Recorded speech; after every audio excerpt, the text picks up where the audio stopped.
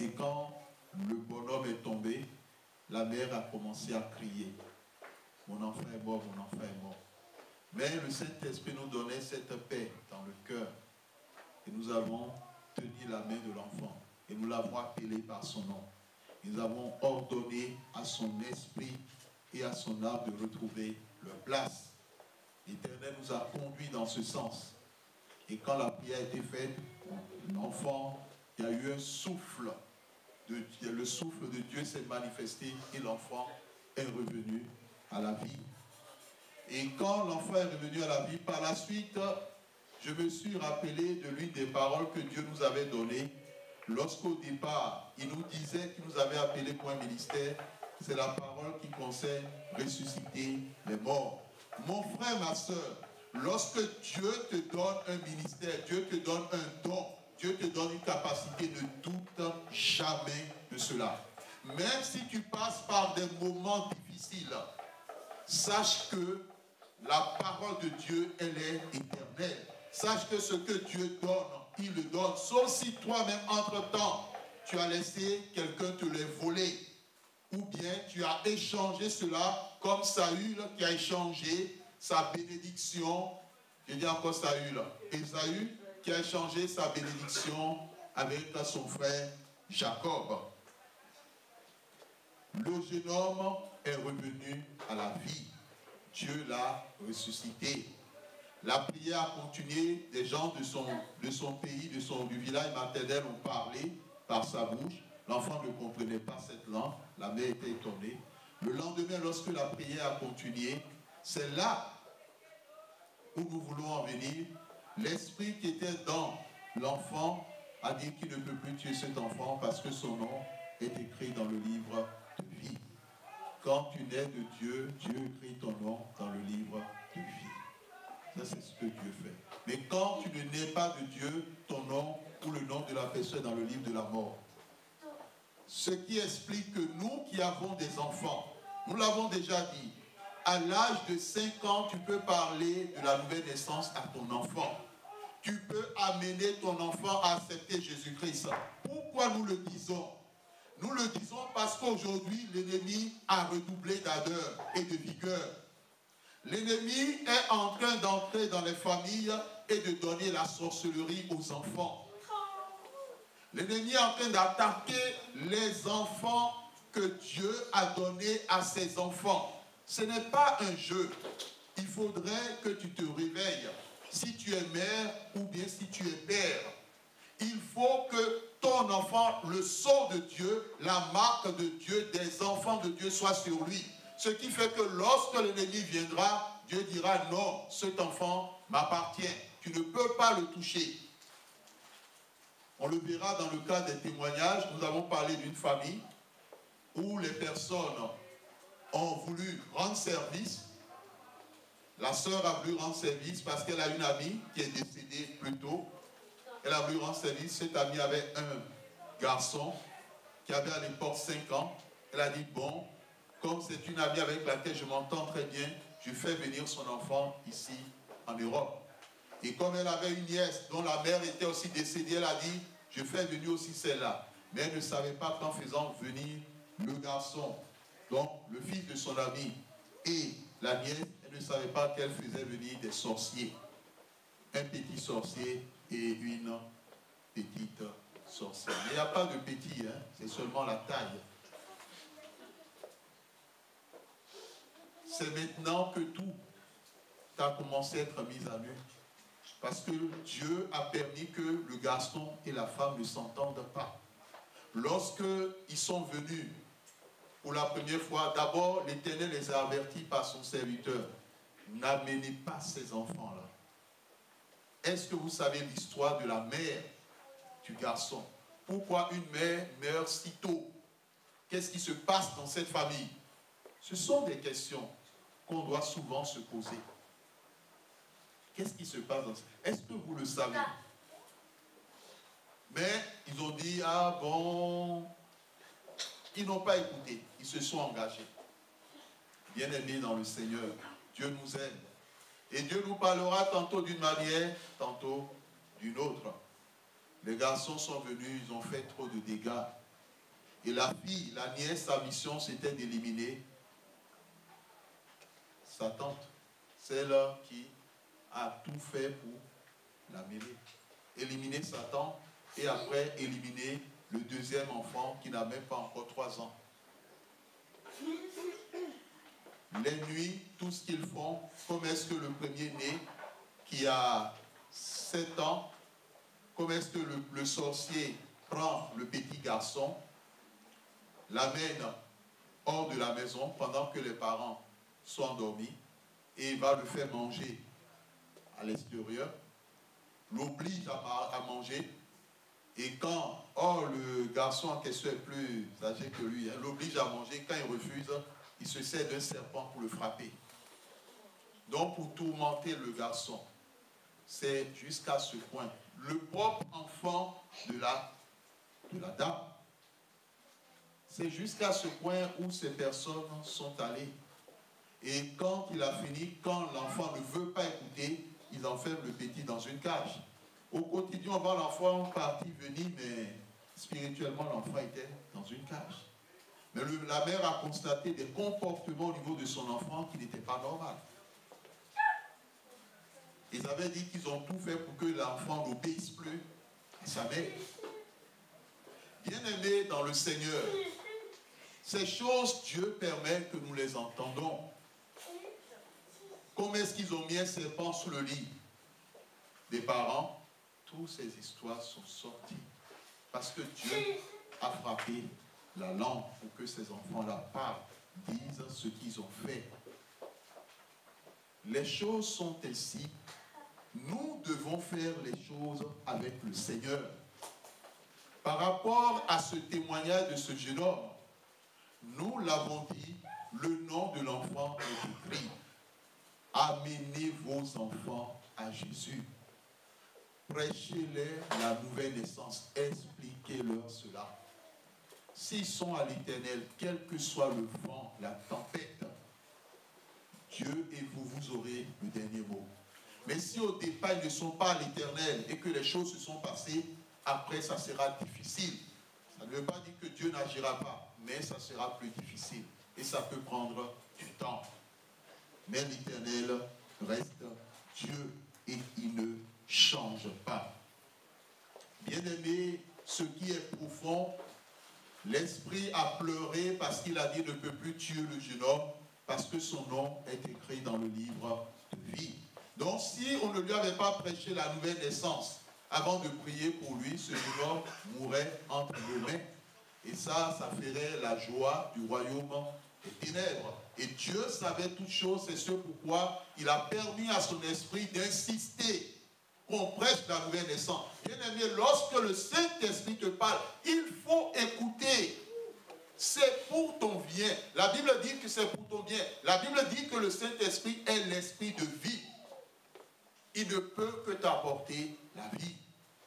Et il travaillera pour la vie et non pour la destruction, ni pour la mort. Et ce qui est complexe dans cette histoire, quand nous avons demandé à la mère de ce garçon de 21 ans, est-ce que vous aviez conduit vos enfants vers les guérisseurs, les marabouts? Elle dit jamais. Et c'est en ce moment que l'esprit qui était dans l'enfant a dit menteuse, menteuse, menteuse. Donc l'esprit a commencé à tout citer. Tous les endroits où elle a conduit l'enfant. Tel marabout qui est dans telle ville, qui est dans telle commune, tel guérisseur qui est dans tel endroit. Et il y a certains endroits que je ne connaissais pas dans cette ville, mais c'était des endroits qui étaient vérifiés. Il y a d'autres où je connaissais, je sais, il y a tel endroit, on appelle l'endroit tel nom, on appelle l'endroit tel nom. Donc, elle est allée avec l'enfant, quand l'enfant avait son problème, dans près de 15 endroits différents pour la guérison. Parce que les médecins ont tout tenté, zéro. L'enfant était sur le lit, l'esprit venait lui dire, il ne faut pas qu'il se jette, il mourra bientôt. Donc, tout était arrêté. Mais Dieu dit non. Donc, tous les guérisseurs, ce qu'on leur a donné, ce qu'ils ont bu, les incisions qu'ils ont fait sur la peau, tout ça, l'esprit a tout cité. L'esprit a dit, regardez derrière la tête. et au niveau de la nuque, regardez, il y a des incisions. Dans le dos. Et chaque fois, quand on regardait à chaque endroit, il y avait réellement des incisions. Le problème des incisions, c'est que cela va dans le sang.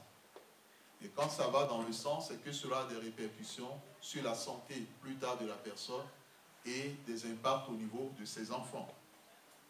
Mon frère, ma soeur, nous disons, quand vous allez chez ces personnes, c'est que vous ouvrez les portes de votre vie et ces personnes pourront entrer. J'ai eu la délivrance d'une dame et la personne qui bloquait sa vie, c'était le marabout qu'elle consultait régulièrement. Mais elle n'a jamais su que c'était ce marabout qui avait fermé les portes de son avenir. Donc, la divination.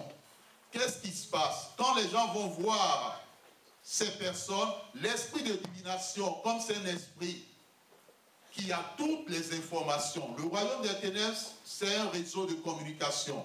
Les gens communiquent. Quand vous allez voir un guérisseur, ce guérisseur, l'esprit qui est là, communique le fait que vous allez le voir à un autre guérisseur et vice-versa. Et quelquefois, les problèmes que les gens rencontrent, ce sont les démons ou les esprits qui sont à l'origine. Donc, quand ces personnes vont voir ces guérisseurs sont informés. Ils sont informés parce que les démons leur disent, bon, telle personne viendra pour tel problème, telle chose, telle chose, telle chose. Simplement parce que c'est eux qui sont à l'origine de la situation. Quand vous êtes dans un endroit où il y a des guérisseurs ou des marabouts, même vous êtes dans HLM ou bien immeuble, il y a un guérisseur, il faut que vous priez beaucoup. Hein? Il faut que vous priez. Moi, là où je réside, il y a déjà 3 qui sont déjà passés, ils ne sont pas restés. Hein? Ils ne peuvent pas rester. Si vous ne priez pas, c'est eux qui vont mener la guerre contre vous. Parce que lorsque vous êtes dans un endroit, quand vous priez, le feu se manifeste. Il y a une sœur en Christ, vous la connaissez, la sœur est là. La première fois où elle a fait la prière du jugement contre les sorciers, elle a fait un rêve la nuit. Et dans ce rêve, elle a vu des hommes en noir entourer l'immeuble où elle était, commencer à fouiller dans toutes les pièces. Ils ont sorti tout le monde, ils ont fouillé tous les appartements. Parce qu'ils n'ont pas... Il y a quelque chose qui s'est passé. Lorsque la prière a été faite, il y a eu un feu. Il y a eu quelque chose qui a eu lieu. Donc, ils ne savent pas d'où ça vient.